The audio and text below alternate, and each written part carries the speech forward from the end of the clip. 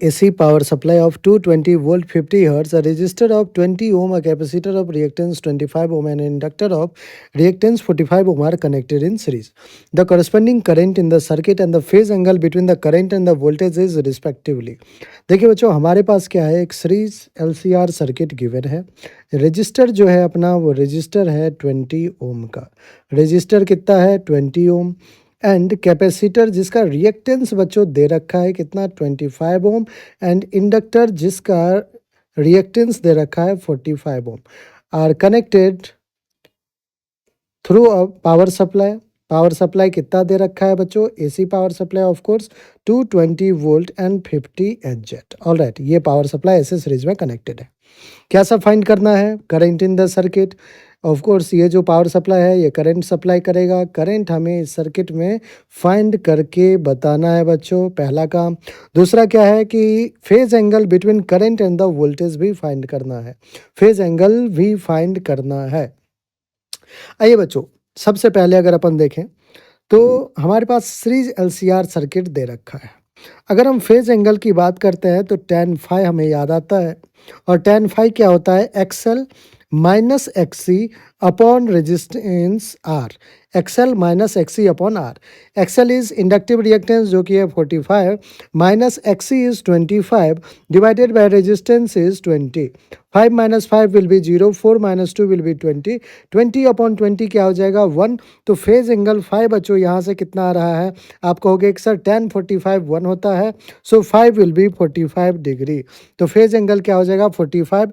Option 30 degree वाले को cancel out कीजिए। अब देखिए 45 दोनों में है, हमें अब करंट की वैल्यू फाइंड आउट करनी पड़ेगी। अरे बच्चों, करंट की अगर मैं बात करूं तो करंट आई क्या होता है, आप कहोगे V अपॉन जेड। आई क्या हो जाएगा, V upon Z, where Z क्या है हमारा, तो आप कहोगे कि जेड जो है हमारा वो इम्पीडेंस है इस सीरीज LCR सर्किट का। दैट मीन्स बच्चों अब हमें जेड पहले फाइंड आउट करना पड़ेगा। आइए जेड के लिए, Z is equals to under root of R square plus का XL माइनस XC का स्क्वायर। आई होप बच्चों आपको जेड फाइंड करना आता होगा। फॉर्मूला क्या है, सीरीज LCR सर्किट है तो under root of R square plus XL minus XC का स्क्वायर। R कितना है 20, 20 का स्क्वायर 400 प्लस का XL minus XC। XL is 45, 45 minus 25 again 20, 20 का स्क्वायर। सो बच्चों क्या आ जाएगा, √2 टाइम्स ऑफ 400, 400 800 हो जाएगा। 800 को मैं क्या 400 इंटू 2 लिख सकता हूँ। 400 को 220 बाहर कर दिया, 20 √2 आ गया बच्चों। अब देखिए I is equals to V upon Z. So V हमें कितना गिवन है, V कहोगे आप 220 गिवन है। V कितना है बच्चों, 220 अपॉन जेड। जेड कितना है 20 √2। जेड कितना है इम्पीडेंस 20 √2, जीरो ने जीरो कैंसिल किया, 2 1 जा 2 11 जा। सो करंट आई क्या आ रहा है बच्चों, 11 अपॉन √2। आइए एक बार वैल्यू फटाफट फाइंड आउट कर ले। 11 डिवाइडेड बाय √2, 11 डिवाइडेड बाय √2 कितना आ जाएगा हमारे पास, 7.778 एम्पियर। 7.778 एम्पियर, राउंड ऑफ कर लेते बच्चों, 7.8 एम्पियर हो जाएगा। आइए करंट 7.8 एम्पियर डी ऑप्शन में है, तो डी हमारा बिल्कुल करेक्ट ऑप्शन है। बच्चों प्रॉब्लम नीट ने पूछ रखा है, ठीक है, नीट का ये PYQ आपके लिए मैं circuit shown below the inductance L is connected to an AC source. The current flowing in the circuit is I equals to I naught sin omega t. The voltage drop VL across L is। बच्चों अगर सबसे पहले हम देखें तो यहाँ पे हमारे पास जो कॉम्बिनेशन है वो है सिर्फ और सिर्फ इसमें प्योरली इंडक्टिव सर्किट है। प्योरली इंडक्टिव सर्किट को आपने AC सोर्स से कनेक्ट कर रखा है। पता है बच्चों इंडक्टिव सर्किट है तो IPL होता है। IPL बोले तो इंडक्टर में पोटेंशियल लीड कर जाता है करंट को, और कितने से लीड करता है, 90 डिग्री से। So we can say that कि वोल्टेज और potential leads current by 90 degree. 90 degree voltage leads current by 90 degree in purely inductive circuit. In purely inductive circuit. All right बच्चों, ये कहानी आपको पता होना चाहिए। याद रखिएगा IPL से, IPL is I for inductor, P for potential, L for lead. Inductor में पोटेंशियल का क्या होता है बच्चों, लीड होता है। अब वोल्टेज किसको लीड करेगा? करंट को। आइए एक बार करंट के एक्सप्रेशन को देखें। करंट है I equals to I nought sine omega T. तो बच्चों वोल्टेज क्या होगा? 90 डिग्री अहेड होगा। तो वोल्टेज अगर 90 डिग्री अहेड होगा तो voltage across inductor will be I through inductor into XL होगा बच्चों। एक्सएल की अगर बात करें तो एक्सएल इज इंडक्टिव रिएक्टेंस और एक्सएल कितना होता है? Omega into L. All right, current I क्या होगा बच्चों? क्या I nought sine omega T होगा? नहीं बच्चों। तब तो फिर वोल्टेज अक्रॉस इंडक्टर और करंट दोनों सेम फेज में आ जाएगा। अगर आप I nought sine omega T लिखते हो 90 ऐड करके लिखना होगा, that is I nought sine omega T plus pi by two. Voltage जो होगा वो क्या करेगा? करंट को पाई बाय टू रेडियन से लीड करेगा। तो बच्चों हम लिख सकते हैं omega L I nought sine 90 plus theta को क्या मैं कॉस थीटा लिख सकता हूँ। So omega L I nought sine की जगह कॉस ओमेगा टी आप लिखेंगे। चलिए ऑप्शन देखते हैं। Omega L I not cos omega T हमारा ऑप्शन डी है और यही बिल्कुल करेक्ट ऑप्शन है बच्चों। नीट का PYQ है। आई होप आपको हर एक स्टेप आपको बहुत अच्छे से समझ में आ गया होगा। Step up transformer is connected to an AC main supply of 220 volt to operate at 11,000 volt 88 watt. The current in the secondary circuit ignoring the power loss in the transformer is. बच्चों power loss ignore करोगे तो जितना power loss इन जो है primary के across होगा उतना ही power loss जो होता है वो सेकेंडरी के अक्रॉस भी होता है। हालांकि हमें यहाँ पे क्या फाइंड करना है? Current in secondary circuit. तो ऑपरेटिंग वोल्टेज जो है सेकेंडरी का वो दे रखा है बच्चों। वोल्टेज सेकेंडरी के अक्रॉस कितना है? 11,000। पावर कितना है? 88 वाट। आप कहोगे कि सर पावर होता है voltage across secondary into current across secondary.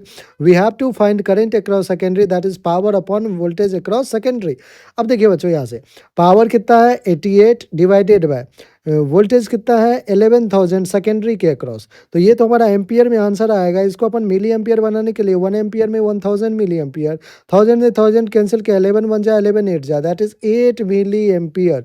बच्चों 8 मिली एम्पियर हमारा कौन सा ऑप्शन है? Option number. Standard filament lamp consume 100 watt and when connected to 200 volt AC main supply, the peak current through the bulb will be, so peak current I naught will be root 2 times of IRMS. I naught will be root 2 times of IRMS. Alright, so root 2 times of IRMS is VRMS upon Z. IRMS is VRMS upon Z, or we can find IRMS directly here.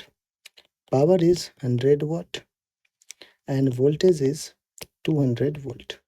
So power P is equals to V into I. I will be P upon V. Here P is 100 and V is 200. So 100 to that is 1 upon 2.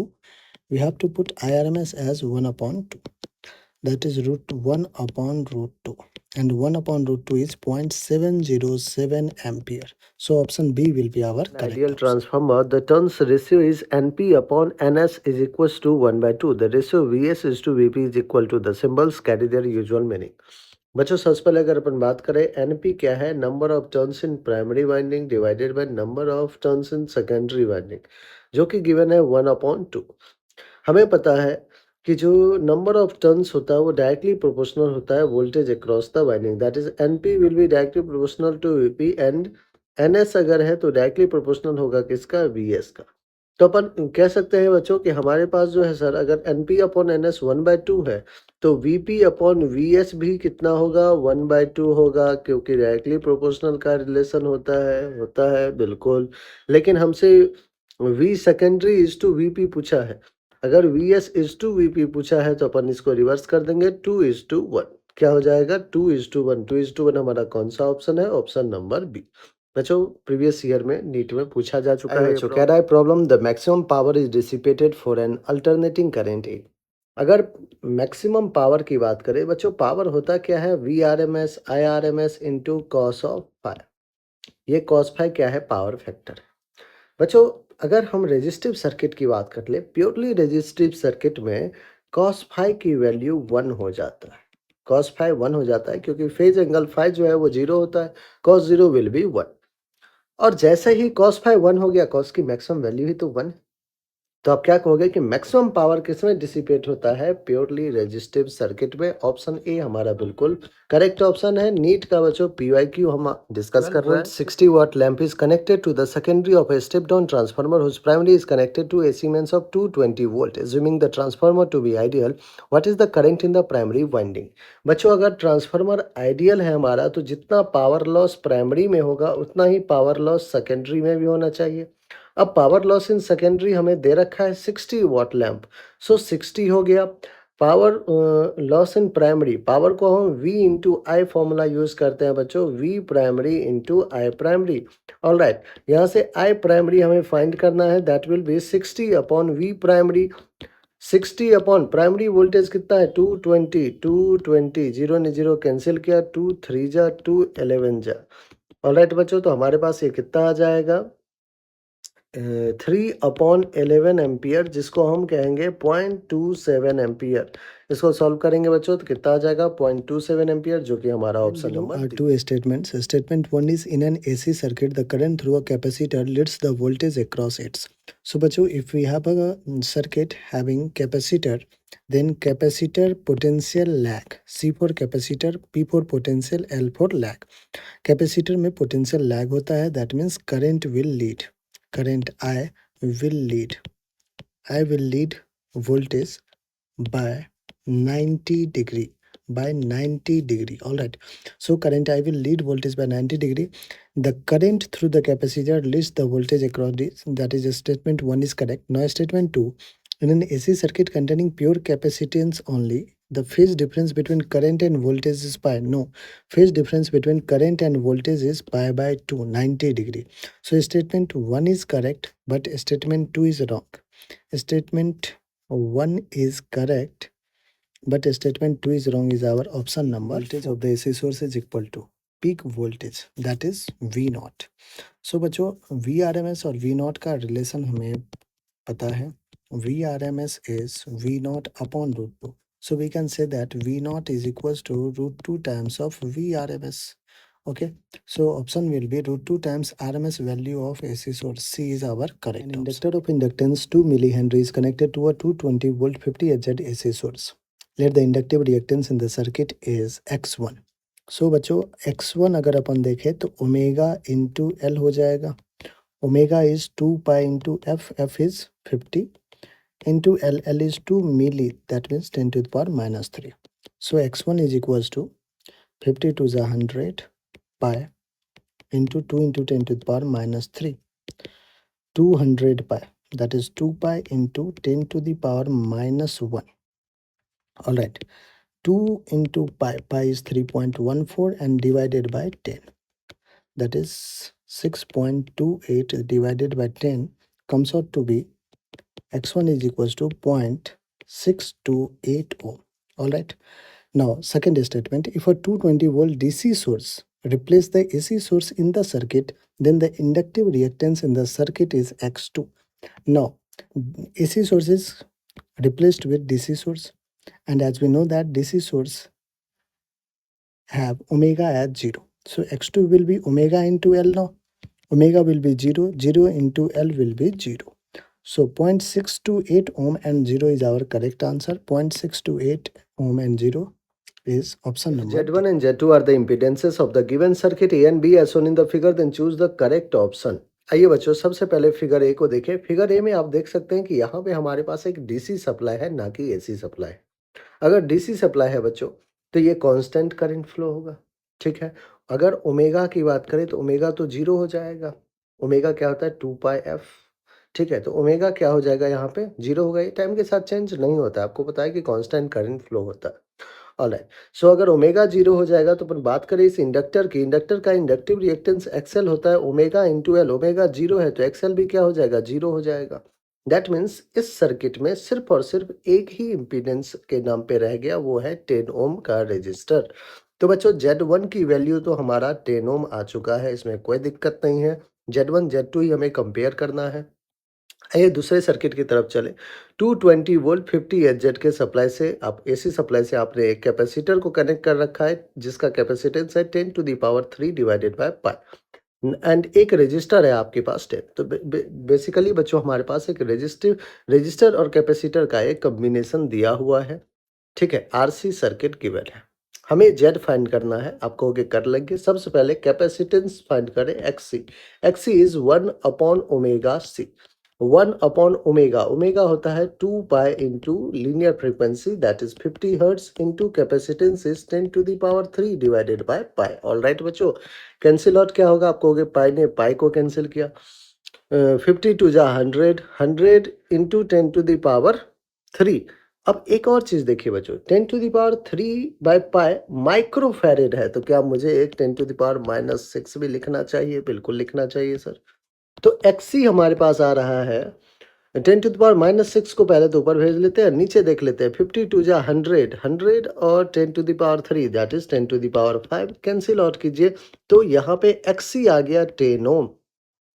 Resistance कितना है? 10 ohm. So Z will be √R² plus XC का square, √10 का square plus 10 का square, यही तो होगा, that is 2 times of 10 का square, ये होगा बच्चों।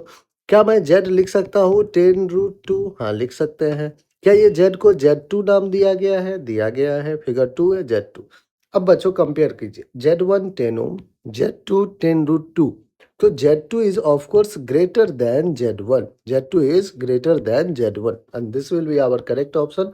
Z2 greater than Z1 कौन सा ऑप्शन है बच्चों? Option number A. I hope हर एक स्टेप बच्चों आपको बहुत अच्छे समझ में। And AC source is connected in given circuit, the value of phase 5 will B.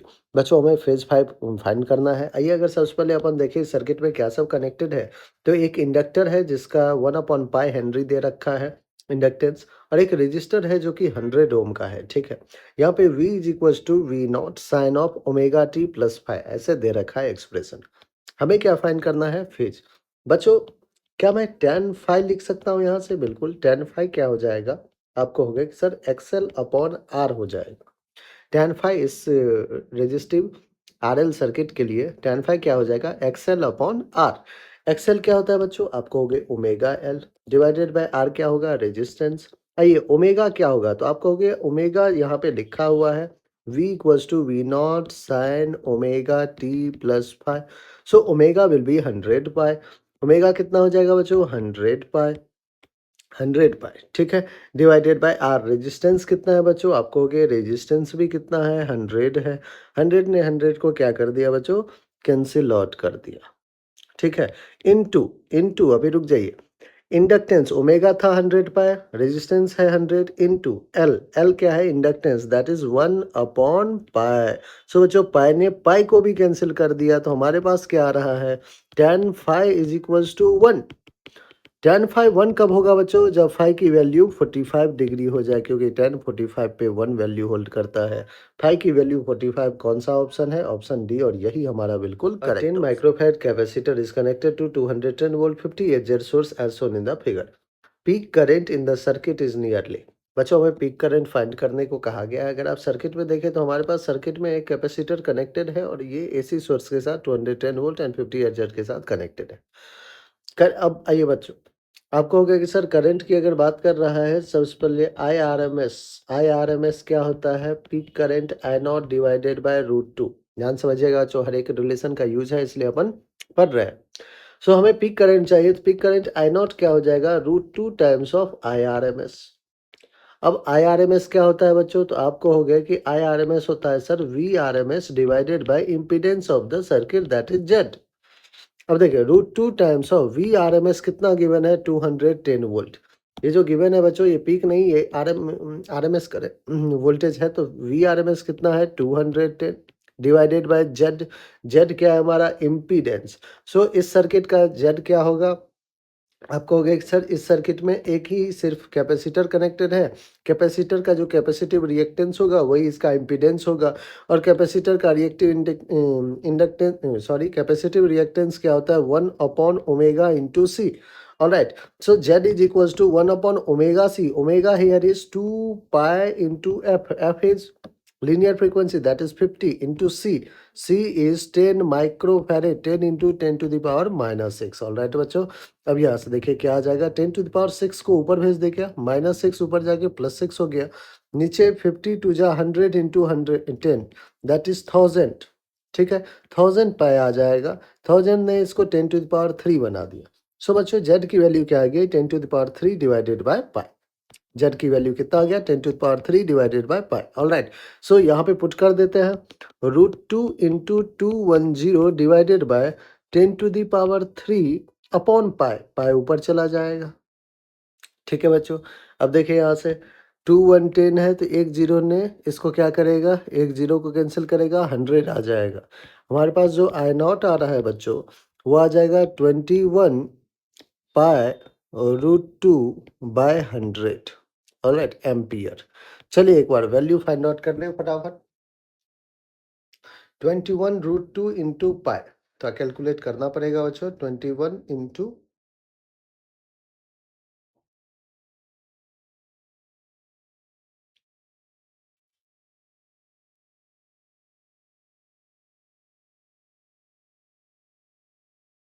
कितना आ रहा है, 93.3 डिवाइडेड बाय 100। बच्चों 100 से डिवाइड भी करना है तो क्या आ जाएगा हमारे पास, 0.93 एम्पियर। 0.93 एम्पियर, कौन सा ऑप्शन है हमारा 0.93 एम्पियर, ऑप्शन नंबर बी। और बच्चों हमारा यही बिल्कुल करेक्ट ऑप्शन है। क्वेश्चन को नीट ने प्रीवियस ईयर में पूछ रखा है, ठीक है बच्चों, नीट का पूछा हुआ question. A 10 microfarad capacitor is connected to 210 volt 50 AZ source as shown in the figure. Peak current in the circuit is nearly, बच्चों हमें पीक करंट फाइंड करने को कहा गया है। अगर आप सर्किट में देखें तो हमारे पास सर्किट में एक कैपेसिटर कनेक्टेड है और ये एसी सोर्स के साथ 210 वोल्ट एंड 50 एचजेड के साथ कनेक्टेड है। अब आइए बच्चों, आप कहोगे कि सर करंट की अगर बात कर रहा है, सबसे पहले आई आर एम एस क्या होता है, peak current I not divided by √2। ध्यान समझिएगा बच्चों, हर एक रिलेशन का यूज है इसलिए अपन पढ़ रहे हैं। सो हमें पीक करंट चाहिए तो पीक करंट आई नॉट क्या हो जाएगा, √2 times of I R M S.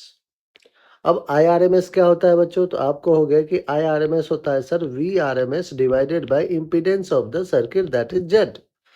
अब देखिए √2 टाइम्स ऑफ V RMS कितना गिवन है, 210 वोल्ट। ये जो गिवन है बच्चों ये पीक नहीं, ये RMS करे वोल्टेज है, तो V RMS कितना है 210 डिवाइडेड बाय जेड। जेड क्या है हमारा, इम्पीडेंस। सो इस सर्किट का जेड क्या होगा, आप कहोगे कि सर इस सर्किट में एक ही सिर्फ कैपेसिटर कनेक्टेड है, कैपेसिटर का जो कैपेसिटिव रिएक्टेंस होगा वही इसका इम्पीडेंस होगा, और कैपेसिटर का रिएक्टिव इंडक्टेंस कैपेसिटिव रिएक्टेंस क्या होता है, 1/ω/C। All right, so Z is equals to 1/ω/C। Omega here is 2 pi into F, F is linear frequency that is 50 into C. C is 10 microfarad, 10 into 10 to the power minus 6। All right बच्चों, अब यहाँ से देखिए क्या आ जाएगा, 10 to the power 6 को ऊपर भेज दे, क्या माइनस 6 ऊपर जाके प्लस 6 हो गया, नीचे 50 टू जा 100 इंटू 110 दैट इज 1000, ठीक है, 1000 पाई आ जाएगा, 1000 ने इसको 10 टू द पावर 3 बना दिया। सो बच्चों जेड की वैल्यू क्या आ गई, 10 to the power 3 divided by pi. Z की वैल्यू कितना आ गया, 10 to power 3 divided by pi. All right, so यहाँ पे पुट कर देते हैं, √2 into 210 divided by 10 to the power 3 upon pi, pi ऊपर चला जाएगा, ठीक है बच्चों। अब देखिए यहाँ से 2 1 10 है तो एक जीरो ने इसको क्या करेगा, एक जीरो को कैंसिल करेगा, 100 आ जाएगा। हमारे पास जो आई नॉट आ रहा है बच्चों, वो आ जाएगा 21 पाई √2 बाय 100, ऑलराइट, एम्पियर। चलिए एक बार वैल्यू फाइंड आउट कर लें फटाफट। 21 √2 इंटू पाई, तो कैलकुलेट करना पड़ेगा बच्चों, 21 इंटू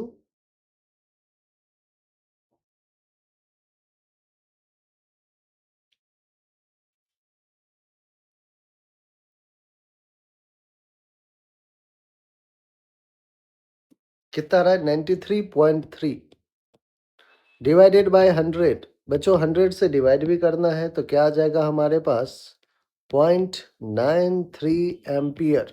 0.93 एम्पियर, कौन सा ऑप्शन है हमारा 0.93 एम्पियर, ऑप्शन नंबर बी। और बच्चों हमारा यही बिल्कुल करेक्ट ऑप्शन है। क्वेश्चन को नीट ने प्रीवियस ईयर में पूछ रखा है, ठीक है बच्चों, नीट का पूछा हुआ question. Source is connected in given circuit, the value of phase 5 will be. बच्चों हमें फेज 5 फाइंड करना है। आइए अगर सबसे पहले अपन देखें सर्किट में क्या सब कनेक्टेड है, तो एक इंडक्टर है जिसका 1/π हेनरी दे रखा है इंडक्टेंस, और एक रजिस्टर है जो कि 100 ओम का है। ठीक है, यहाँ पे V is equal to V not sine of omega T plus 5 ऐसे दे रखा है एक्सप्रेशन। हमें क्या फाइंड करना है, फेज। बच्चों क्या मैं tan फाइ लिख सकता हूँ यहाँ से? बिल्कुल, tan फाइ क्या हो जाएगा, आपको हो गया कि सर XL अपॉन R हो जाएगा। tan फाइ इस रेजिस्टिव RL सर्किट के लिए tan फाइ क्या हो जाएगा, XL अपॉन R। XL क्या होता है बच्चों, आपको हो गया omega L divided by R क्या होगा, रेजिस्टेंस। आइए ओमेगा क्या होगा, तो आपको हो गया ओमेगा यहाँ पे लिखा हुआ है V equals to V not sine omega T plus 5। So omega will be 100 pi. Omega कितना हो जाएगा बच्चों, 100 पाई, 100 पाई। ठीक है, डिवाइडेड बाय आर। रेजिस्टेंस कितना है बच्चों, आपको हो गया रेजिस्टेंस भी कितना है, 100 है। 100 ने 100 को क्या कर दिया बच्चों, कैंसिल आउट कर दिया। ठीक है, इनटू इनटू अभी रुक जाइए, इंडक्टेंस ओमेगा था 100 पाई, रेजिस्टेंस है 100 इनटू एल। एल क्या है, इंडक्टेंस, दैट इज 1/π। सो बच्चों पाई ने पाई को भी कैंसिल कर दिया, तो हमारे पास क्या आ रहा है, tan phi is equals to 1।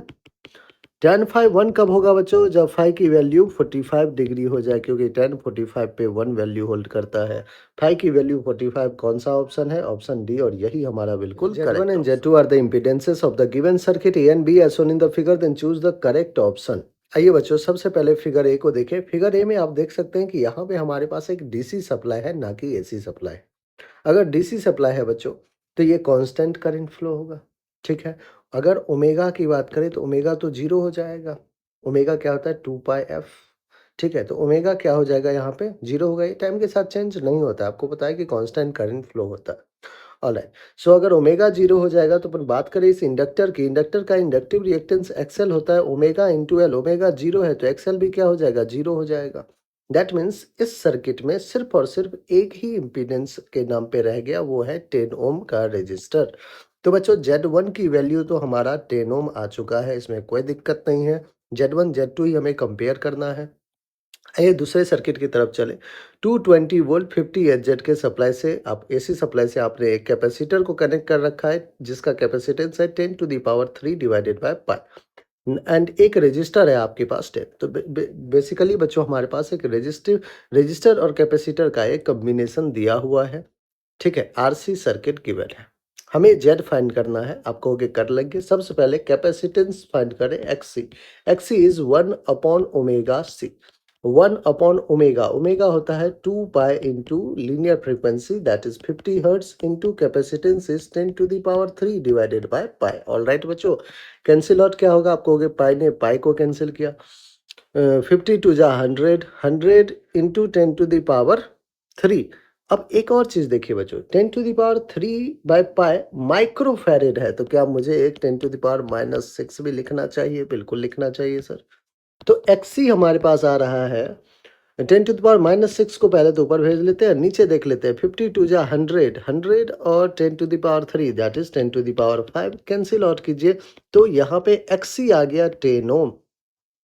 Resistance कितना है, 10 ohm. So Z will be √of R² plus XC का स्क्वायर, √ऑफ 10 का स्क्वायर प्लस 10 का स्क्वायर, यही तो होगा, दैट इज 2 टाइम्स ऑफ 10 का स्क्वायर, ये होगा बच्चों।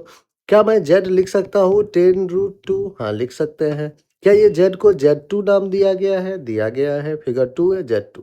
अब बच्चों कंपेयर कीजिए, Z1 10 ओम, Z2 10√2, तो Z2 is of course greater than Z1. Z2 is greater than Z1 and this will be our correct option. Z2 greater than Z1 कौन सा ऑप्शन है बच्चों? Option number A. I hope हर एक step बच्चों आपको बहुत अच्छे समझ में। For very high frequencies the effective impedance of the circuit shown in figure will be. बच्चों फॉर वेरी हाई फ्रीक्वेंसीज का मतलब क्या है? अगर फ्रीक्वेंसी है बच्चों, तो अगर कैपेसिटिव रिएक्टेंस और इंडक्टिव रिएक्टेंस की अपन बात करें तो इंडक्टिव रिएक्टेंस होता है ओमेगा इंटू एल। अब वेरी हाई फ्रीक्वेंसी है, दैट मीन्स फ्रीक्वेंसी अगर इन्फिनिटी हो गया तो ओमेगा भी क्या हो जाएगा, इन्फिनिटी हो जाएगा। XL is equals to L into infinity, तो एक्सएल क्या हो जाएगा, वो तो इन्फानाइट हो जाएगा, और एक्सी 1/ओमेगा सी। अब बच्चों ओमेगा अगर इन्फानाइट है तो 1/इन्फानाइट इंटू सी, 1/इन्फानाइट तो जीरो हो जाएगा। तो आप कहोगे कि एक्सी क्या हो जाएगा, जीरो हो जाएगा। ये दो चीज़ें बच्चों पहले तो हमने फाइंड कर लिया कि एक्सएल क्या होगा, इन्फानाइट, और एक्सी क्या हो जाएगा, जीरो। अब इस सर्किट को ध्यान से आप देखिए। सर्किट एसी सोर्स से कनेक्टेड है। यहाँ पे अगर अपन देखें तो यहाँ पे 1 ओम का रेजिस्टर है, साथ में एक कैपेसिटर है। कैपेसिटर का कैपेसिटिव रिएक्टेंस जो है वो जीरो है बच्चों। तो क्या मैं इस सर्किट को अब रीड्रॉ करना शुरू कर दूं? सर्किट को रीड्रॉ किया तो मुझे 1 ओम का रेजिस्टर दिखा, ठीक है। फिर यहाँ देखिए, यहाँ पे जो है 2 माइक्रोफैरेड का क्या है, अगेन कैपेसिटर है, जिसका कैपेसिटिव रिएक्टेंस तो जीरो है, नेग्लिजिबल रेजिस्टेंस के साथ ऐसे कनेक्टेड है। अब देखिए बच्चों, यहाँ से 1 ओम हो गया।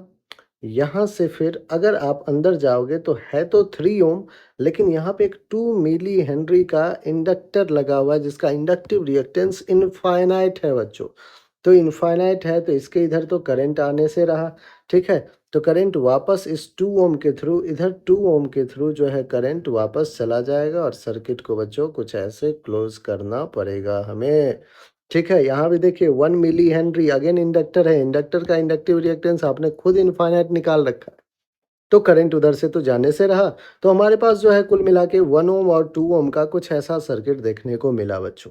अगर 1 और 2 ऐड करें सीरीज में है तो R क्या हो जाएगा, 3 हो जाएगा। Z की वैल्यू क्या हो जाएगा, 1 ohm plus 2 ohm, that is 3 ohm. तो इम्पीडेंस हमारा कितना हो गया बच्चों, 3 ओम, जो कि हमारा ऑप्शन डी है। Series LCR circuit, the inductance L is 10 millihenry, capacitance C is 1 microfarad and resistance R is 100 ohm. The frequency at which resonance occur. बच्चों रेजोनेंस का कंडीशन आपको पता है कि when XL is equals to XC, resonance कब होगा, जब XL क्या हो, XC के इक्वल हो जाए। XL होता है बच्चों ओमेगा इंटू एल, XC 1/ओमेगा इंटू सी। बच्चों omega square is equals to 1/LC लिख सकते हैं, and omega is equals to 1/√ऑफ LC लिख सकते हैं। बच्चों क्या मैं ओमेगा को 2 पाई एफ लिख दूं, 2 pi F is equals to 1/रूट का LC, और एफ यहाँ पे क्या हो जाएगा, 1/2 pi under root of LC। This frequency is resonant frequency, इसलिए जनरली अपन F0 से भी इसको ऐसे डिनोट कर देते थे, याद होगा थ्योरी हमने जब पढ़ा था। This F0 is our resonance frequency. So हमें अब वैल्यू F0 का ही चाहिए, 1/2 pi under root of LC। आइए L कितना है, 10 मिली हेनरी, तो 10 टू द पावर -3। C कितना है बच्चों, 1 माइक्रोफैरेड, 10 टू द पावर -6। आ जाएगा 1/2 pi under root of 10 to the power -6 -3 -9 plus 1, that is -8।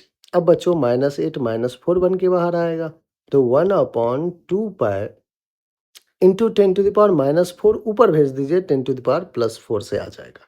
सो बच्चों F0 आ गया 10 to the power 4 divided by 2 pi. All right, 10 to the power 4, 10 to the power 4 divided by 2 pi. Solve कर लें एक बार, 2 1 जा 2 5 जा, that is 5000 divided by pi. एक बार जो वैल्यू फाइंड कर लेते हैं, 5000 divided by pi comes out to be 1591, 1591, and this is frequency, so hertz आएगा। देखिए क्या 1591 हर्ट्स है, नहीं है, किलो हर्ट्स में कुछ आंसर्स हैं। तो हम अपन इसको बच्चों 1000 से डिवाइड कर दे तो 1.5 किलो हर्ट्स हो जाएगा, 1.5 किलो हर्ट्स, या फिर 1.59, कोई दिक्कत नहीं बच्चों। 1.59 किलोहर्ट्ज आपका ऑप्शन सी है, और यही हमारा बिल्कुल ऑप्शन करेक्ट ऑप्शन है। बच्चों नीट के PYQs के क्वेश्चंस अभी आप देख रहे हैं। An AC source is connected to a capacitor C due to decrease in its operating frequency. बच्चों AC सोर्स को हमने क्या किया है, कैपेसिटर C के साथ कनेक्ट कर रखा है। अगर ऑपरेटिंग फ्रीक्वेंसी को डिक्रीज किया जाए तो कैपेसिटिव रिएक्टेंस की पहले तो बात कर लीजिए। XC क्या होगा, 1/ओमेगा into C, and omega is here 2 pi F into C. So if we are decreasing frequency अगर डिक्रीज करेंगे तो XC क्या होगा, इंक्रीज होगा। Why, because XC is inversely proportional to frequency. Alright, so XC क्या हो जाएगा, इंक्रीज हो जाएगा। Now come to option, displacement current increases, displacement current decreases, capacitive reactance remains constant is wrong, capacitive reactance decreases, no, capacitive reactance increases. Okay, so displacement current I is equals to V upon XC. Displacement current I is equals to V upon XC. So if XC increases, then current displacement current will decreases. Displacement current decreases our option number. Energy is stored in an inductor of inductance 4 microhenry carrying current of 2 ampere is.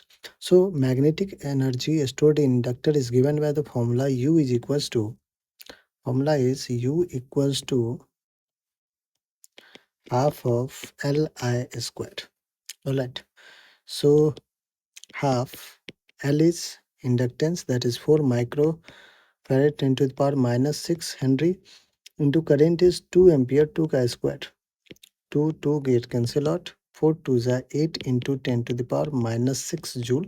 This is 8 microjoule. 8 mu joule is our option number. Net impedance of circuit as shown in the figure will be. We have a inductor 50 upon pi millihenry, capacitor 10 to the power 3 by pi, resistor of 10 ohm, and an AC source. So impedance Z will be under root of R square plus XL minus XC ka square. XL minus XC ka whole square. Here R is 100, so 100 ka square 100 plus ka XL. We have to find XL and XC. XL is inductive reactance and it is omega times of L. Omega here is 2 pi into frequency is 50, into inductance L is 50 upon pi milli 10 to the power minus 3. Pi got cancel out. XL is equals to 52 is 100 into 50 into 10 to the power minus 3.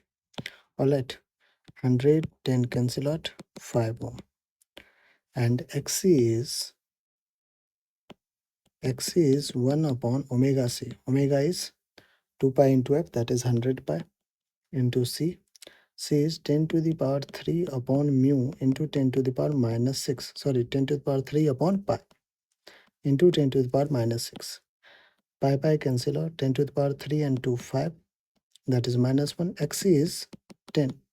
Alright. So we have to change here. XL is 5 minus XC is 10. Under root of 100 plus 10 minus 5 will be 5. 5 pi square 25. Root 125. We can calculate 25 into 5, that is 5 root 5. 5 root 5 ohm is our correct answer, that is option number B. The magnetic potential energy stored in a certain inductor is 25 millijoule. When the current in the inductor is 60 milliampere, this inductor is of inductance. So बच्चों magnetic potential energy U is equals to half of L into I square होता है. U की value है 25 milli joule है, तो 10 to the power minus 3 is equals to 1/2 into inductance हमें नहीं पता, लेकिन करंट 60 मिली एम्पियर है, तो 60 into 10 to the power minus 3 का स्क्वायर करना होगा, क्योंकि फॉर्मूला में आया स्क्वायर है. ऑलराइट, 25 टू जा 50, 50 into 10 to the power minus 3 is equals to L into 60 का स्क्वायर 3600, और 10 to the power minus 3 minus 6, minus 3 ने माइनस 3 बनाया इसे. यहाँ से इंडक्टेंस L की वैल्यू आ जाएगी बच्चों में 50 divided by 3600 into 10 to the power minus 3. एक जीरो ने एक जीरो कैंसिल किया. All right, 5 into 10 to the power 3 divided bye 360. एक जीरो ने एक और जीरो कैंसिल किया. 5 इंटू 100 डिवाइडेड बाय 36. ऑलराइट, 2 से 18, 2 से 50, 2 9 जा 2 25 जा 25 5 जा 125, 125 divided by 9. 125 divided by 9 comes out to be 13.88.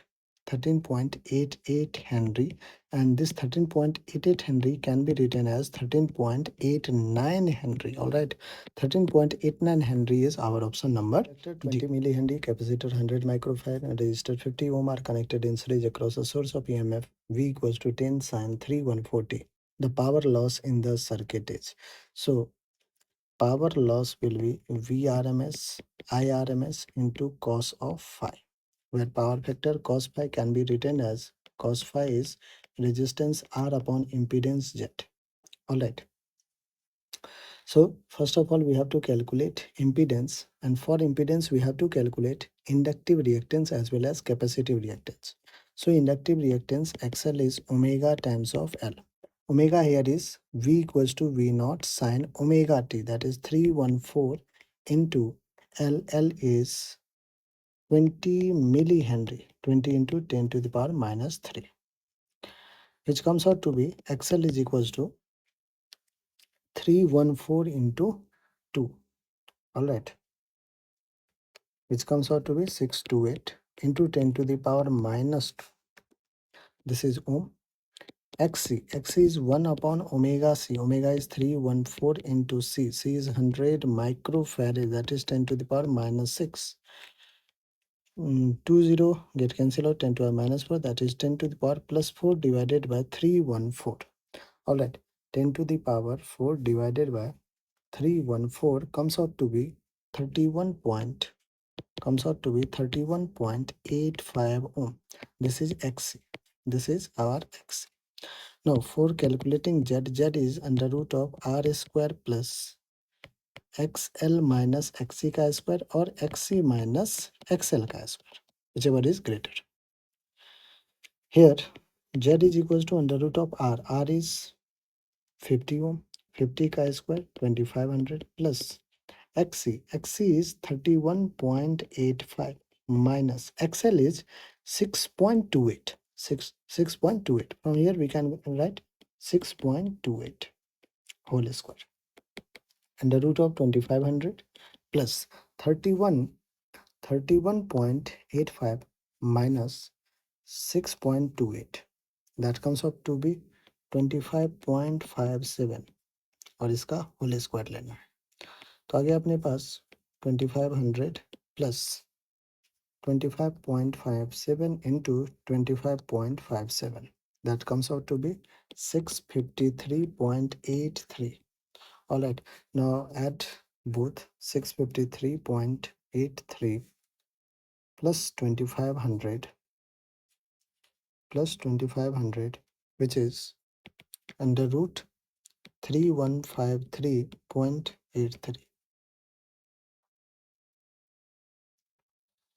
3153.83. This is the value of Z. Now come to power. Equation of power. Power is Vrms Irms into cos phi. Cos phi is R upon Z. Now R known, Z we have calculated earlier. Vrms. What is Vrms? So Vrms is V equals to V naught sine omega t. Vrms is V naught upon root 2. Irms is Vrms upon Z, and this is R upon Z. So V naught upon root 2. Again, Vrms is V naught upon root 2 into R upon Z into Z square. So basically V naught ka square upon Z square into R upon 2. Now V naught is 10 ka square 100 upon Z ka square 3153.83 into, alright, 3153.83 into R. R is resistance. We have value of resistance as 50 ohm. 50 upon 2. 2 1 ja 225 ja. Numerator is 2500 divided by 3153.83. We have to divide 2500 divided by 3153.83, and that comes out to be 0.792. 0.792. Now come to option 0.792, that is 0.79 watt. A is our correct option. A is our correct LCR circuit is connected to an AC voltage source. When L is removed from the circuit, the phase difference between current and voltage is pi by 3. So when L is removed, then tan phi will be Xc upon R, and this is equal to pi by 3. This is equal to pi by 3. Now, if instead C is removed from the circuit, the phase difference is again pi by 3. Now, tan phi, that is XL upon R. Why? Because C is removed. Again comes out to be pi by 3. So student, from here we can say that XC is equals to pi by 3r, and XL is also equal to pi by 3r. That means XC is equals to XL. And if XC is equals to XL, that means this condition is resonance condition. This is the resonance condition. Alright, this is the resonance condition. Now power factor. At resonance, cos phi, that is power factor, is equals to 1. Why? Because phi equals to 0. Cos 0 will be 1. So at the power factor of the circuit will be equal to 1, and this is our option number. The capacitor is connected to a 200 volt 50 AZ AC supply. The RMS value of current on the circuit is. So student, we have to find RMS value of current. IRMS. IRMS is VRMS upon Z. Here VRMS is 200 volt and Z is equal to XC. Since it is purely capacitive circuit, so Z is equals to XC. XC is capacitive reactance. Capacitive reactance is 1 upon omega into C. So we can write IRMS is equal to 200 into omega C. 200 into omega. Omega is 2 pi into F. F is linear frequency, which is given as 50 Hz, into capacitance C. C is 40 into mu. Mu is 10 to the power minus 6. So 200. Now 200 into 52 is 100 pi into 40 into 10 to the power minus 6. 2 0 2 0 1 0 5 0 5 0 को पहले cancel out करें, -1 हो जाएगा. All right, so it comes out to be 4 2 8 pi divided by 10, that is 0.8 pi. Now putting value of pi as 3.14, 0.8 into 3.14, 3.14 into 0.8, that gives us 2.51 ampere.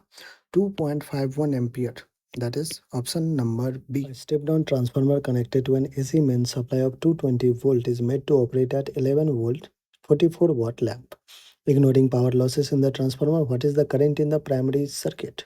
So if we are ignoring the power loss in transformer, then we can say that power loss in primary is equals to power in primary is equals to power in secondary. Power in primary can be written as V into I, that is V in primary, voltage across primary, current across primary, voltage across secondary, and current across secondary. Also, we know that power in secondary is 44 watt. So simply we can write power in secondary, that is VSIS, as 44 watt. VP, voltage across primary, is 220 volt, and what we have to find is current in primary circuit. So current IP is equals to 44 upon 220, 21 2 by 10 is 0.2 ampere. So 0.2 ampere is our option number C. A circuit with inductance 10 Henry, capacitance 10 microfarad, resistance 50 ohm is connected to an AC source of voltage V equals to V naught sin omega t. If the resonant frequency of LCR circuit is V naught and the frequency of the AC source is V, then बच्चों हमें V naught क्या होता है, 1 upon 2 pi under root LC होता है. आइए value एक बार put कर ले इसमें. 1 upon 2 pi under root of L. L is 10 Henry and C is 10 microfarad, that is 10 to the power minus 6, which comes out to be V naught is 1 upon 2 pi under root of 10, okay, 100 10 to the power minus 4, and 10 to the power minus 4 बाहर आ जाएगा, 10 to the power minus 2 बन के 10 to the power minus 2 पर 10 to 100 बन के जाएगा upon 2 pi, 2 बन जा 250 जा, that is 50 upon pi. So V naught is 50 upon pi. 50 HZ wrong. V naught is 50 upon pi. V naught 50 upon pi, and V naught is 100 upon pi, again wrong. Now, if resonant frequency is V naught and the frequency of AC source is V, so how can we find frequency of AC source? Already we will find V equals, we have given V equals to V naught sin omega t, and the equation is V equals to 200 sin 100 t. Alright, so comparing both, we can say that omega is equals to 100 and omega is 2 pi V, which is equals to 100. So we can write V as 100 upon 2 pi. 2 1 ja 250 ja, that is 50 upon pi. So V is also 50 upon pi. and resonant frequency is also 50 upon pi. Option B will be our correct answer. है बच्चों, एक बेहतरीन सा problem जो है वो NEET ने पूछ रखा है, नीट का पीवाईक्यू क्वेश्चन है, अल्टरनेटिंग करंट से हमारा क्वेश्चन है। प्रॉब्लम कह रहा है कि एक inductor L, capacitor C and resistor R are connected in series to AC source of potential difference V volt. Potential difference across LCR are 40, 10 and 40 volt respectively. Amplitude of current flowing through LCR series circuit is 10 root 2 ampere. The impedance of the circuit is। बच्चों LCR series circuit है, अगर impedance की बात हो रही है, impedance को Z से डिनोट करते हैं, क्या होता है under root of R square plus XL minus XC का होल स्क्वायर।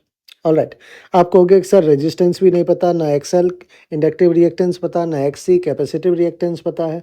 तो बच्चों पता क्या है, दे रखा है amplitude of current.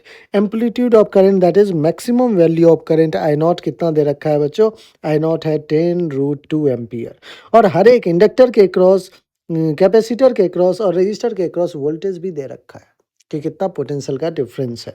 Alright, I R M S अगर हम फाइंड करें बच्चों तो आई आर एम एस होता है I naught upon root 2। I naught है हमारे पास 10 रूट 2, 10 रूट 2 बाय रूट 2 करेंगे, 10 एम्पियर का आर एम एस करेंट है। अब बच्चों क्या इसके थ्रू भी वही करंट, इसके थ्रू भी वही करंट, इसके थ्रू भी वही करंट सीरीज में है, तो सेम करंट फ्लो करेगा। अब आप कहोगे कि सर हमें आर भी पता चल जाएगा, एक्सएल एक्सी सब पता चल जाएगा, कैसे वो देखिए।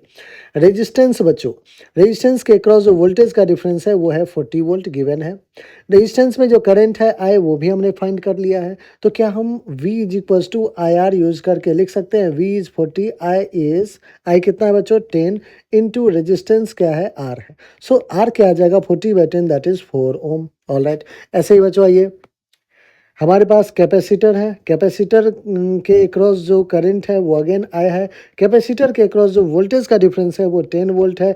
आप फिर से कहोगे कि sir V is equals to I into XC, here V is 10, I is 10, XC आ गया बच्चों कितना 1 ओम, एक्सी कितना आ गया 1 ओम। ऑल राइट, अब आइए इंडक्टर की बात करें, इंडक्टर के अक्रॉस पोटेंशियल का डिफरेंस है 40 वोल्ट, इंडक्टर में करंट अगेन वही आई 10 एम्पियर फ्लो कर रहा है। फिर से लिखेंगे V is equals to I into inductive reactance XL.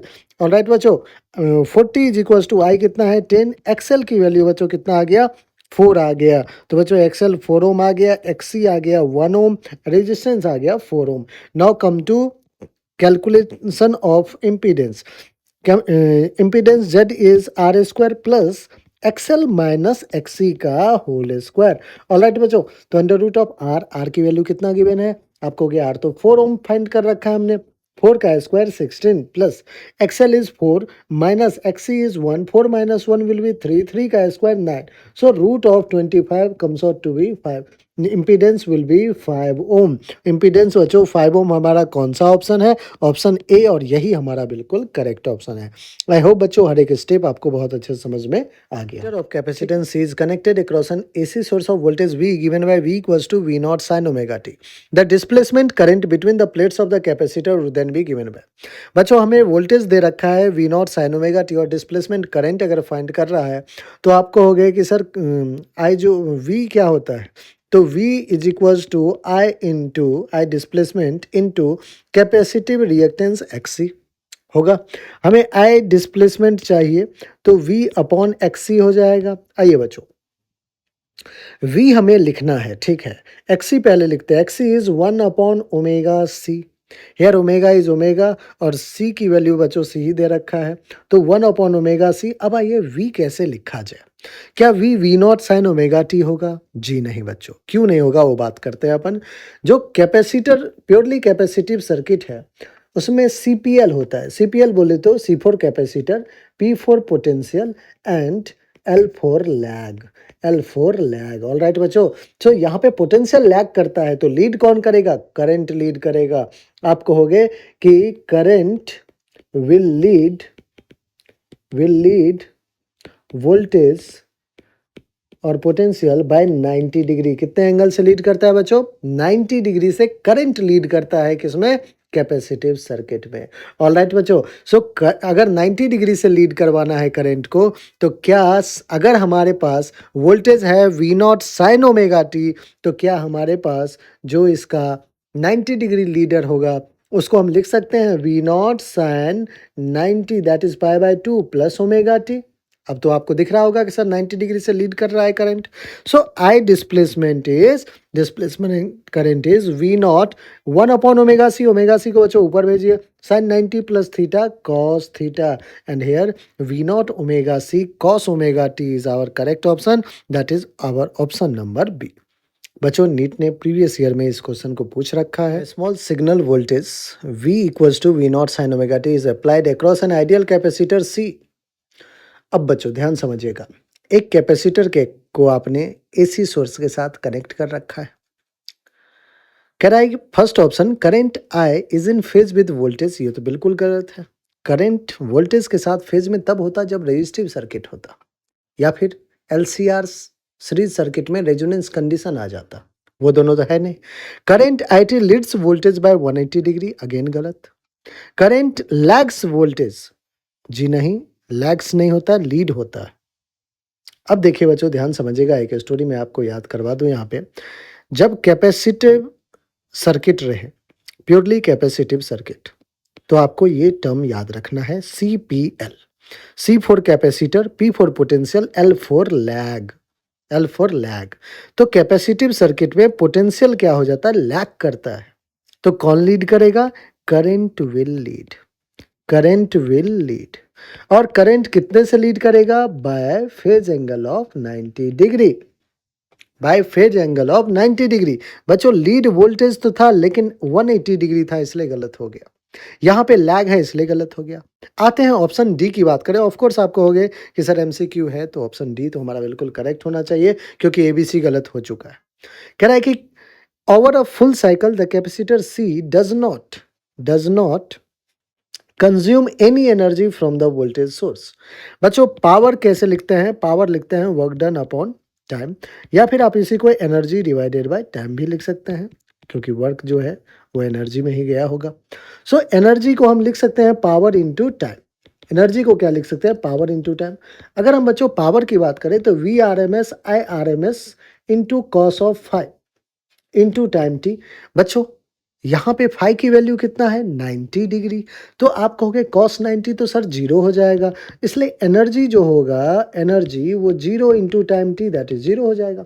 Zero क्यों हुआ बच्चों, क्योंकि कॉस फाई की वैल्यू 90 रखिए, कॉस 90 जीरो हो जाएगा। तो over a full cycle capacitor does not consume any energy from the voltage source, यही हमारा बिल्कुल करेक्ट ऑप्शन। आई होप बच्चों आपको बहुत अच्छे से कहानी समझ में आ गया होगा। नीट का PYQ है जो कि हमने सॉल्व कर रहा है। Which of the following combination should be selected for better tuning of an LCR circuit used for combination. बच्चों अगर बेटर ट्यूनिंग अच्छा रखना है तो आपको क्वालिटी फैक्टर पे वर्क करना पड़ेगा, और क्वालिटी फैक्टर जितना ज़्यादा होगा उतना ही बेटर ट्यूनिंग के लिए हम ट्यूनिंग सर्किट में उस सर्किट को यूज़ करते हैं।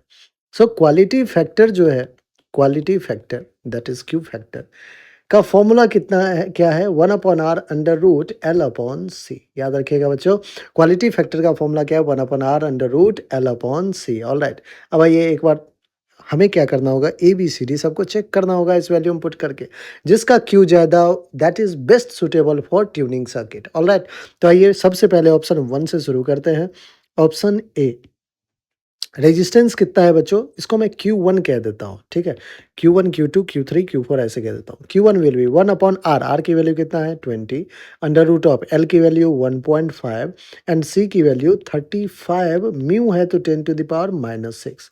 बच्चों सॉल्व करते हैं, 1/20 अंडर रूट ऑफ 15/35 इंटू 10 कर देते हैं, पॉइंट हटाया हमने 1.5 का, और 10⁻⁻6 को ऊपर भेज के +6 बना देते हैं बच्चों। ऑलराइट, यहाँ से देखिए हमारे पास क्या हो जाएगा, एक जीरो ने एक जीरो कैंसिल किया, 5 से 3 जा, 5 से 7 जा। सो यहाँ से 1/20 अंडर रूट ऑफ, देखिएगा बच्चों 3/7 इंटू 10⁻5 आ रहा है।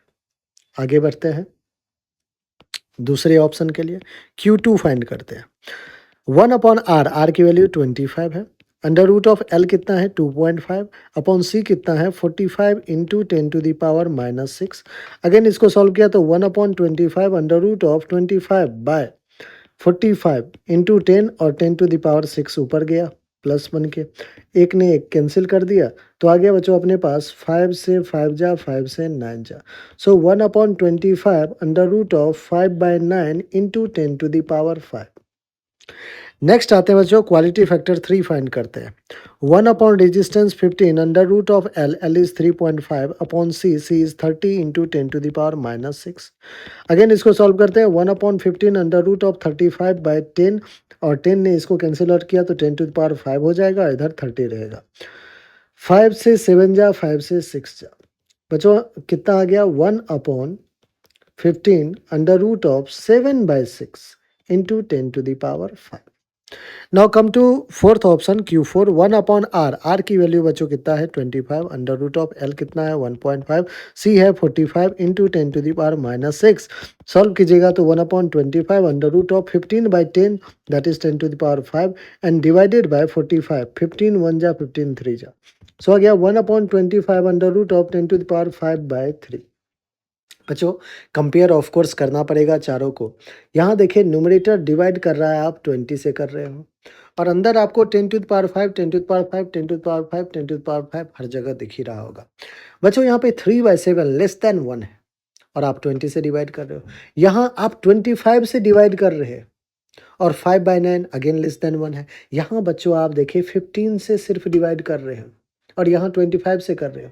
तो एक कहानी समझ में आ गया होगा कि सर इसमें तो डिवाइड आप सिर्फ 15 से कर रहे हो और इधर देखिए 7/6 अगेन ग्रेटर देन 1 भी है बच्चों। तो आपका जो Q3 होगा वो ऑफ कोर्स सबसे ज़्यादा वैल्यू होल्ड कर रहा है और Q3 की वैल्यू अगर सबसे ज़्यादा है बच्चों तो बेटर ट्यूनिंग किससे मिलेगा? ऑफ कोर्स आपको RLC का ये जो कॉम्बिनेशन है C वाला उसी से मिलेगा। तो more the quality factor more suitable for tuning circuit. Alright बच्चों, तो यही हमें चेक करना था।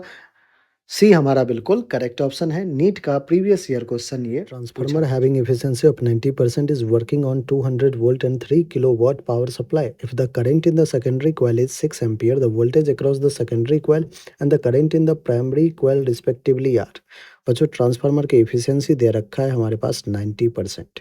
सो एफिशिएंसी जो है अगर 90% है तो इनपुट पावर एफिशिएंसी क्या हो जाएगा? आपको हो गए output power divided by input power. All right, so efficiency is 90%, that is 90 divided by 100. 90% is 90 divided by 100 is equals to output power। हमें नहीं पता है लेकिन इनपुट पावर बच्चों हमारे पास गिवन है 3 किलोवाट, वाट पे कन्वर्ट कर लेते हैं तो 3000 हो जाएगा। ऑल राइट, यहाँ से बच्चों हमें आउटपुट पावर मिल गया। आउटपुट पावर कितना है? आपको हो गया 0 और 0 कैंसिल किया, 9/10 इंटू 3000। ऑल राइट, कुछ कैंसिल आउट हो रहा है क्या? बिल्कुल हो रहा है। 9 3 जा 2700 वाट, 2700 वाट आउटपुट पावर है। अगर आउटपुट पावर हमें पता है बच्चों और क्या पता है? सेकेंडरी कॉइल में करंट पता है तो आई सेकेंडरी गिवन है 6 एम्पियर। आउटपुट पावर जो है वो है 2700 watt. So we can calculate voltage across secondary. कैसे? Power in secondary will be voltage across secondary into current across secondary. So power is 2700, voltage हमें find करना है, current is given as 6 ampere. So यहाँ से voltage across secondary क्या आ जाएगा? 2700 divided by 6, 3 से 2 जा, 3 से 9 जा, 2 1 जा, 250, 450 वोल्ट। 450 वोल्ट जो है वोल्टेज अक्रॉस सेकेंडरी है। And what we have to next find is current in primary coil. So current in primary coil से कैसे फाइंड करेंगे? तो आपको होगा कि सर पावर प्राइमरी का पता है कितना 3 किलोवाट, जिसको 3000 वाट लिख सकते हैं। और क्या पता है हमें? वोल्टेज 200 वोल्ट पता है। वोल्टेज अक्रॉस प्राइमरी हमें पता है 200 volt.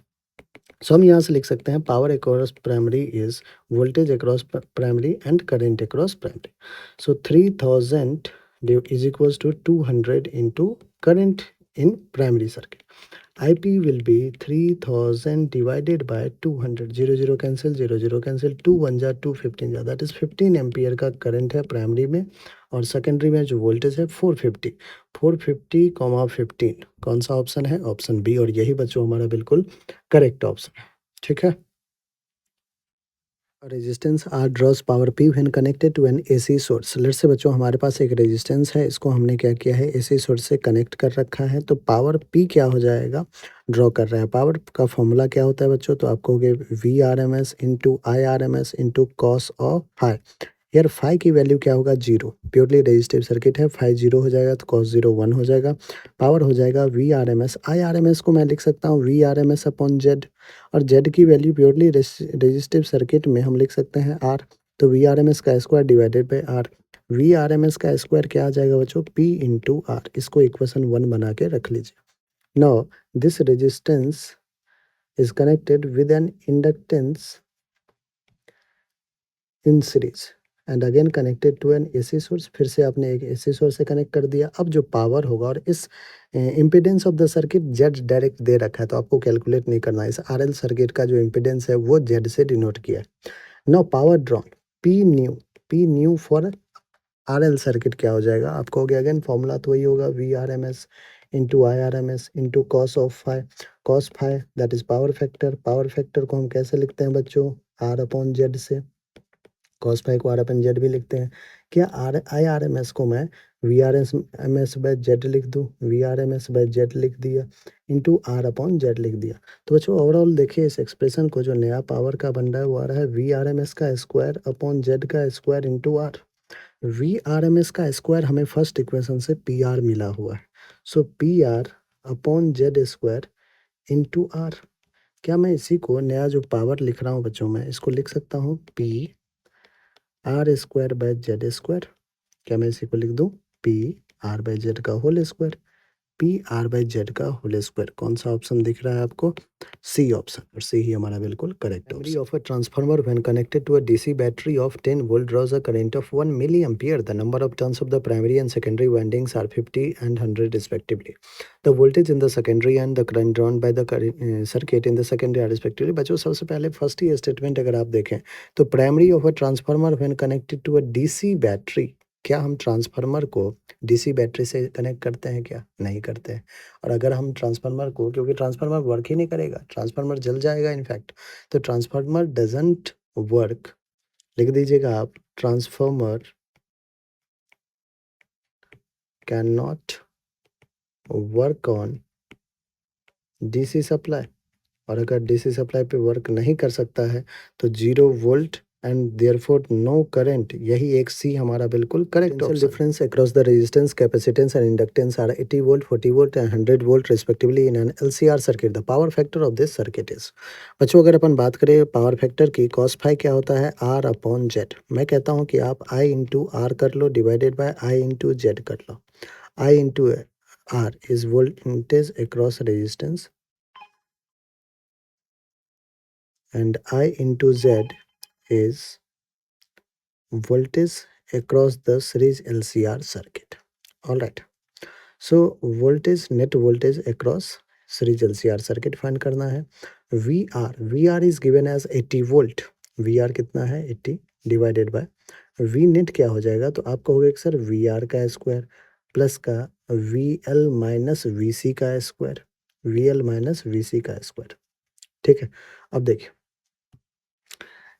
80 divided by under root of 80 का स्क्वायर, वी आर इज 80, 80 का स्क्वायर 6400 प्लस का 100 माइनस 40 दैट इज 60, 60 का square.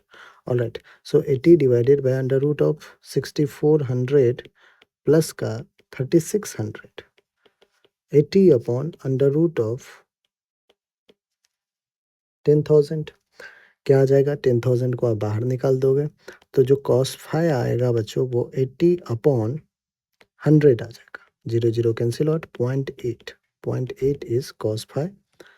Option number C. Figure shows a circuit that contains three identical resistors with resistance 9 ohm each, two identical inductor with inductance 2 millihenry each, an ideal battery with EMF 18 volt. The current I through the battery just after the switch S is closed. अगर अपन देखें बच्चों तो जो battery हमारे पास वो DC source का काम कर रहा है। जैसे ही आपने स्विच यहाँ पे क्लोज किया, डीसी सोर्स के लिए अगर हम ओमेगा डिफाइन करें तो ओमेगा क्या होगा, जीरो। ठीक है, डीसी सोर्स वेरी नहीं करेगा टाइम के साथ। ऑल राइट, सो ओमेगा अगर जीरो होगा तो XL that is inductive reactance will be omega L. Omega अगर जीरो है तो ओमेगा एल जीरो हो जाएगा। ठीक है, तो इसका इंडक्टिव रिएक्टेंस क्या हो जाएगा? जीरो। अगेन इसका भी इंडक्टिव रिएक्टेंस क्या होगा? जीरो। अब अपन बात करें इस कैपेसिटर की। कैपेसिटर के लिए डिफाइन करते हैं capacitive reactance that is one upon omega into C, that is one upon omega one upon zero, तो इनफाइनाइट हो जाएगा। ठीक है, तो एक्स सी अपन क्या कर देते हैं? इनफाइनाइट, नॉट डिफाइंड या इनफाइनाइट कर लेते हैं। सर्किट को रीड्रॉ किया हमने। हमारे पास एक बैटरी है ईएमएफ ई का। इसके साथ हमने क्या किया, आप ध्यान समझिएगा कि अगर ये जो एक्सएल है वो जीरो आ गया तो इसको रखने का कोई मतलब नहीं है सर्किट का पार्ट बना के। ठीक है, तो ये पार्ट आप गायब कर दो। बचेगा कौन हमारा? आगे का जो एक रेजिस्टेंस यहाँ पे दिख रहा है बच्चों, ये आपको एज इट इज ऐसे करके रेजिस्टेंस आर दिखेगा। ऑलराइट, नेक्स्ट आगे बढ़ते हैं। फिर यहाँ से यहाँ चलिए, फिर से ये रेजिस्टेंस आर दिखेगा। हाँ जी, दिखेगा आर रेजिस्टेंस। ठीक है, इस पार्ट को, इसका अगेन इंडक्टिव रिएक्टेंस जीरो है तो इस पार्ट को आप रिमूव कर दीजिए और ये पार्ट यहाँ से ऐसे आके फिर ऐसे कनेक्ट हो गया। ठीक है, तो कुल मिला के अगर आप देखें तो इस ईएमएफ के साथ ये आर और आर पैरेलल में, देखिए ध्यान समझिएगा, ये आर और आर क्या है? आपस में पैरेलल में कनेक्टेड है। तो जो फाइनल हमारा सर्किट दिखेगा वो कुछ ऐसा दिखेगा। दो इक्वल रेजिस्टेंस पैरेलल में हो तो इसका R equivalent R by two हो जाता है। हमें करंट आई फाइंड करना था। I is equals to E upon R equivalent that is R upon two. So हम लिख सकते हैं टू ई अपॉन आर। चलिए वैल्यू पुट करते हैं। टू इंटू ई की वैल्यू कितना दे रखा है? 18, और रेजिस्टेंस हमें कितना गिवन है? 9। 9 वन जा 9 टू जा 2 जा 4 एम्पियर। सो करंट आई कितना हो जाएगा? 4 एम्पियर, जो कि हमारा option number series RC circuit is connected to an alternating voltage source. Consider two situation when a capacitor is air filled, when capacitor is mica filled, current through resistor is I and voltage across capacitor is V. आइए बच्चों, अगर अपन देखें तो हमारे पास एक circuit है जिसमें register और कैपेसिटर दोनों सीरीज में कनेक्टेड है और इसको हमने एक एसी सोर्स से कनेक्ट कर रखा है। अगर सर्किट में करंट जो है, करंट थ्रू रजिस्टर कह रहा है कि आया है, ऑफ कोर्स यही करंट जो है सीरीज में है तो इसके थ्रू भी रहेगा। ऑलराइट, करंट का अगर एक्सप्रेशन लिखें तो I equals to V upon Z हो जाएगा। I is equals to V upon Z हो जाएगा। So V upon Z, Z को हम कैसे लिखेंगे? Under root of R square plus XC का square. Under root of R square plus X का स्क्वायर। एक्सी को हम लिख सकते हैं 1/ओमेगा सी। सो 1/ओमेगा सी का स्क्वायर। ऑलराइट, अब इसको अगर थोड़ा और सिंप्लीफाई कर दे तो V upon under root of R square plus का omega, sorry, R square into omega square C square plus 1 upon C. Omega C को ऊपर भेज दीजिए। ठीक है, स्क्वायर लगा था इसलिए रूट के बाहर आ गया। अब ध्यान समझिएगा बच्चों, अगर मुझे वोल्टेज फाइंड आउट करना, वोल्टेज अक्रॉस कैपेसिटर दे रखा है V, so voltage V will be I times of XC। V equals to I into R. यहाँ पे XC है हमारा capacitive reactance. So we can write I into XC will be 1/ओमेगा C. Current I की value हमने find कर रखा है कितना? V/ओमेगा C divided by under root of 1 plus omega square C square R square. I हो गया इंटू 1/ओमेगा सी। ओमेगा सी ने ओमेगा सी को कैंसिल आउट किया। सो जो वोल्टेज आएगा हमारे पास, वोल्टेज अक्रॉस कैपेसिटर, वीसी से डिनोट कर रहा हूँ, वो आएगा V upon under root of 1 plus omega square C square R square. अब बच्चों हम कंपेयर करना शुरू करते हैं। जब कैपेसिटर को आपने माइका से फिल किया है तो capacitance dielectric constant times increase हो जाता है।